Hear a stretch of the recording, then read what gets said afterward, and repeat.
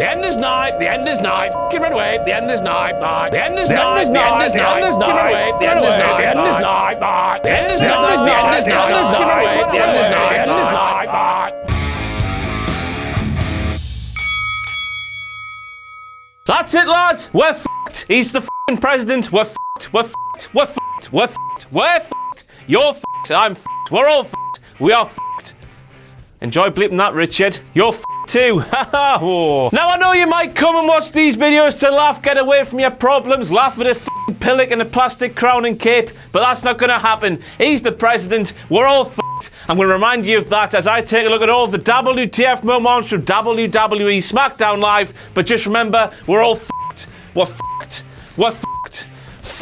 It's John O'Clock, mother! Yes, we're starting off with some John O'Clock because what the f*** is he wearing there? Right then, before I show you all of the WhatCulture paraphernalia at last night's WWE SmackDown Live, we have an issue to address.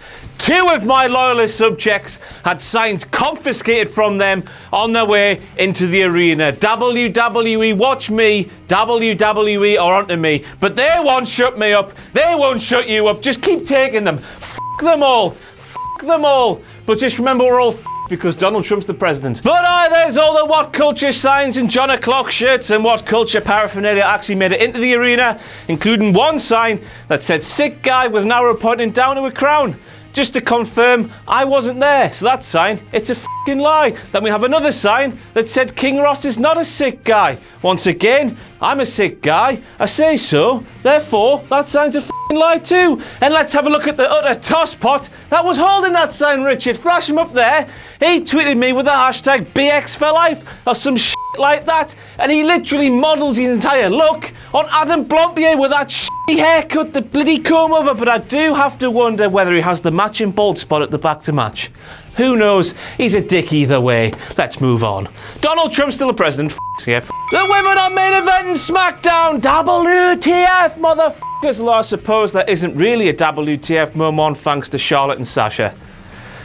Thanks for ruining everything, you pair of selfishly, brilliantly talented, selfish ladies. Tom Spiracy! Oh, he sat down. No Tom Spiracy when Tom Phillips is on the screen during a live WWE televised event. WTF! So 4 bloody commentators for WWE SmackDown Live. WTF. Oh no, wait. There used to be 2 in David Otunga, that pointless oxygen-stealing prick who still can't wear a f***ing suit to make him more professional. He's just useless, and hopefully Tom will take his place eventually. Although Tom was doing bits that Mauro should have been doing, which suggests that Mauro might be replaced when Dave should be replaced. F*** knows what's going on. Anyway, Dave, Mountain, Law School, f*** off down there, you shit. Who the f*** is Aaron Corby? Back with Dave again, it's Otunga time, and another one of those lines that some clever boffin in the back prepared for him so he could read it out live on WWE SmackDown Live, where he called James Ellsworth a chin-international superstar. Because he has no chin. F*** off, Dave! Mountain! Law school! Never leave the law school. You're good at that. You've got a degree from Harvard or something. So on Raw this week, Dana Brooke was listed in the top-hand corner of that picture there like Natalya is on the opposite side because Natalya is the coach. Dana, presumably, on the Raw graphic, was going to take a similar role. Maybe cheerleader, maybe something else, because she's certainly not f***ing qualified to be a coach because she is, as we all know, the drizzling shit. But by the time SmackDown came round, Dana had been removed from that graphic. She was nowhere to be seen. What had happened in the 24 hours between Raw and SmackDown? I don't know. But knowing Dana, she probably botched the shit out of being in that graphic, even though being in that graphic has nothing to do with her. It's to do with somebody back behind the scenes, you know, somebody. I can't quite think of who it was. Natalya's whistle! No, that is not some sort of perverted euphemism, you sick f***. She literally had a whistle that didn't work. It was a whistle that, by the sounds of it, was asthmatic. It was like, you know...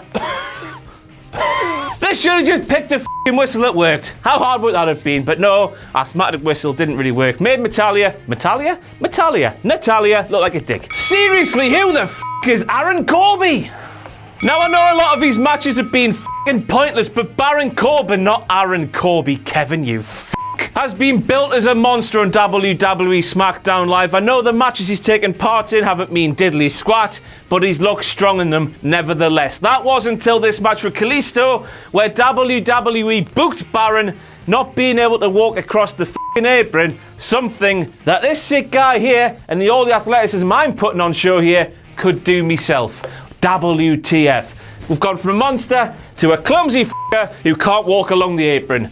What the babado? Aye, Baron carpet pulled from underneath them. Rug pulled from, you know what I mean. They've made him like a f***ing tit. That's it. Aye. Rambling. How hard for this to understand, WWE, that the main event goes on last? The last match is the main event. That's how it's been from the dawn of time. That's how it should be in 2016, even though civilization as we know it is completely and utterly f***ed and will probably come to an end within the next 4 years. Maybe. Yeah, it will. But no, Mauro Ronaldo told us it was all main event time when Alexa Bliss was making her entrance down the ramp, even though her match with Becky Lynch clearly wasn't going on last because we hadn't seen that big 6-man tag match that was going to close the show. That was the main event. The women's title match, it wasn't. Just calling it the main event doesn't make it feel like a main event. Being on last is the main event. I'm rambling once again because I know in the back of my mind that the world is f***ed and I can't wait to see what happens. Donald, you. So you're Alexa Bliss, you're in the biggest match of your pissing career to date. You're in Becky Lynch's disarmer. You really know fine well you've got your foot on the bottom rope, but the referee can't see it. Why the f*** would you then tap out? Why wouldn't you just open your mouth and say, "How, ref? Look at me foot." The ref would do so. The ref would break the hold for you. It would have been that simple, but no, Alexa tapped. Yes, because the disarmer stops you from talking, apparently. That disarmer that's applied to the arm, not the mouth. Alexa f***ed up. We're all f***ed. It's John O'Clock once again, motherfucker! He's hit the double, motherfuckers! John's telling us that Alexa Bliss is going for the rope here, but doesn't make it, even though that picture there clearly shows she clearly made it. She's got a hand on the rope. The referee should have broken the bloody hold, but he didn't. Upon realising his mistake, though, John went, "Those aren't the ropes I'm talking about, Michael, not those ropes, Michael," even though we still know he f***ed up. It's back to Dave Otunga once again, that useless waste of oxygen. So JBL was telling us that Alexa Bliss's foot was on the bottom rope, which it was, and Dave was there all like, "Oh, I didn't see that at first, you must be right. How the f*** did he not see that? He must be blind, Dick. He must be blind." Biker Grove reference. If you don't know what Biker Grove is, well, it doesn't matter because we're all f***ed. So Dave's blind. How the f*** did he not see that Alexa Bliss's foot was on the bottom rope? I don't know. We can only assume that the resources his body uses to keep his muscles muscular must be using up the resources to make his eyes see things. It's stealing all resources from other areas of the body to... I don't know. Mountain Law School! F*** off, Dave. You shit cunt. We're back to Dave Otunga once again. It's getting to that point where I might have to bring out a t-shirt with a cartoon version of his face on it because you marks out there, you'll all buy it.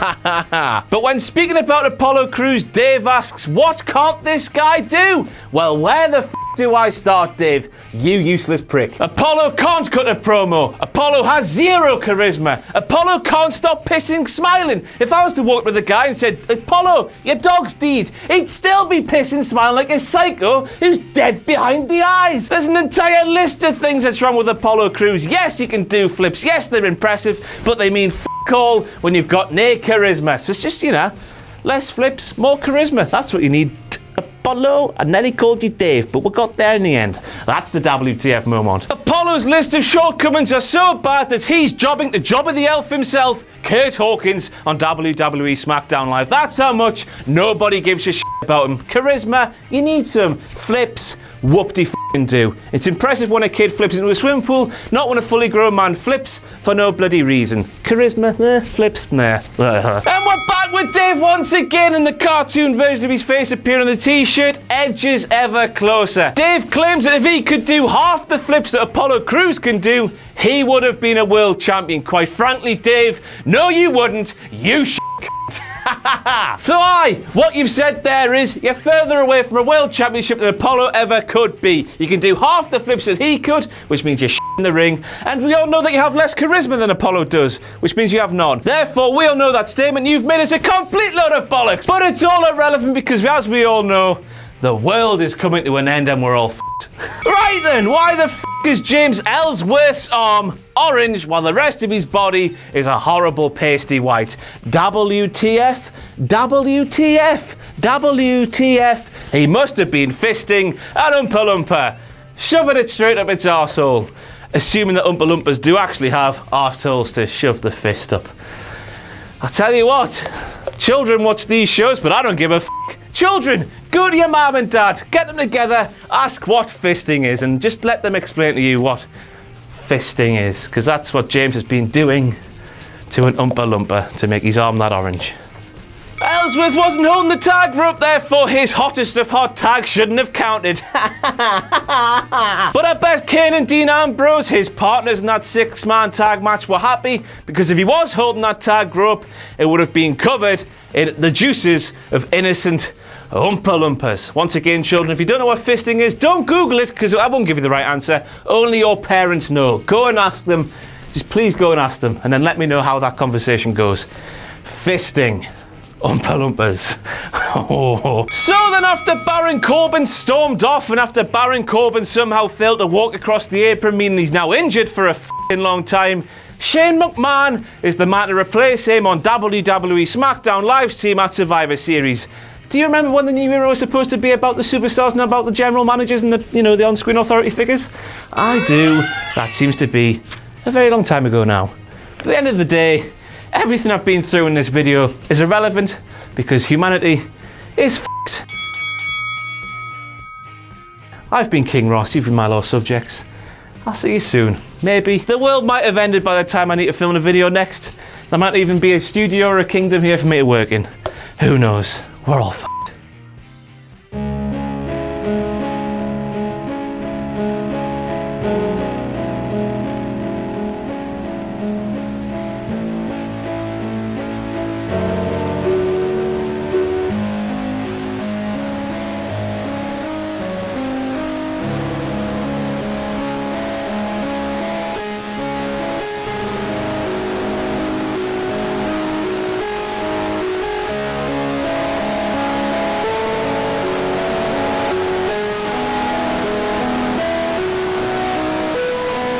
I will delete WCPW. It's over.